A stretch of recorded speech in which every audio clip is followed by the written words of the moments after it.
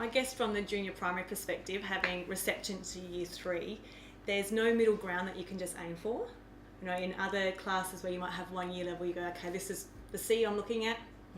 Let's see how they fit in. But when you have receptions who are just coming to school, trying to hold a pencil and grasp the sound, to year 3s who are going to be experiencing NAPLAN and essay writing with expositions, there is no middle ground there that you can do. So it's very much making sure that you are giving them opportunities to obviously get where they need to be with a C, but also being able to challenge them and show them how can they actually reach higher and get the B's and A's.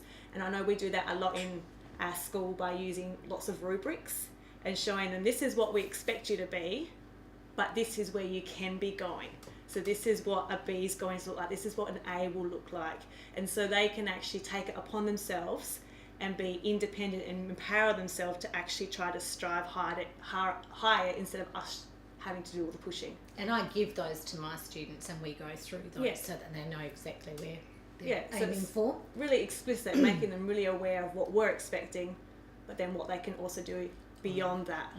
And giving them some power themselves, like enabling them to know and to make decisions about what they're going to do, that will stretch them and will push them as a learner. We've done a lot of explicit work on just what a stretched learner actually does, that they might do more of the tasks, they might take on 2 of the tasks, they might do it at a deeper level. So they presented in a variety of ways rather than just the one that you've asked for.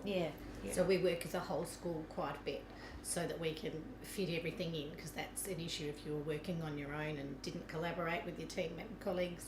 And so if with media, for example, we do that together and they know what's expected, and there's usually the expectations vary obviously for the receptions through to the 7s, but they've also got that immersion word again comes up where the 7s are using the language, and all of a sudden the receptions are picking that up and using it in context, comprehending the meaning, and there's just lots of buddying and great communication skills. So we always have someone from the upper primary partnered up with one of my juniors, and just the way that they can communicate and talk and scaffold the learning for them without us having to take on that role constantly is just amazing, because it just really solidifies what the older kids have learnt and helps to boost the younger ones up to their level.